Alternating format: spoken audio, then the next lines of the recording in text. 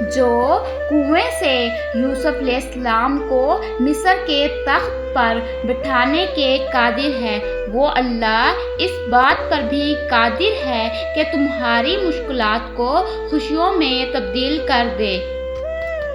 کسی کو مصیبت میں دیکھ کر خوش نہ ہو، بھلے آپ اس کو پسند نہ کرتے ہو، کل کو آپ بھی مصیبت میں مبتلا ہو سکتے ہیں۔ دعا دے، دعا لے۔ جب ساری دنیا آپ کی حوصلہ شکنی کرتی ہے تو رب کو پکاریں، گڑ گڑا کر، رو کر، توبہ کر کے تہجد میں، اور پھر اپنے حوصلے دیکھیں، توکل رکھیں۔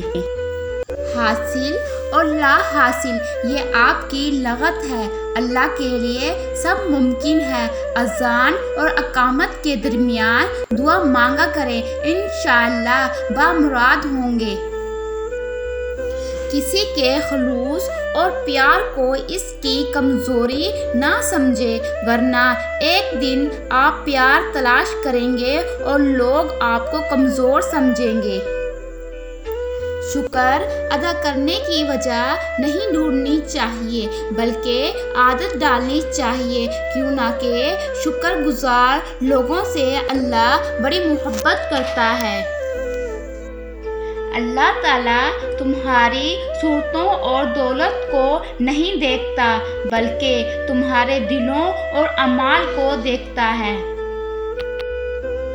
جب اللہ کی طرف سے تمہارا صبر کا صلہ آئے گا، تب تم بھول جاؤ گے کہ تم نے کبھی کچھ کھویا بھی تھا۔ کیا کبھی اللہ کی دوری سے بھی کسی نے سکون پایا ہے بھلا؟ انسان جتنا مرضی بھاگ لے، آخرکار پناہ رب کے حضور میں ہی ملتی ہے۔ سکون کی تلاش ہے، لیکن جو سکون دیتا ہے اس کو نہیں یاد کرتے ہم۔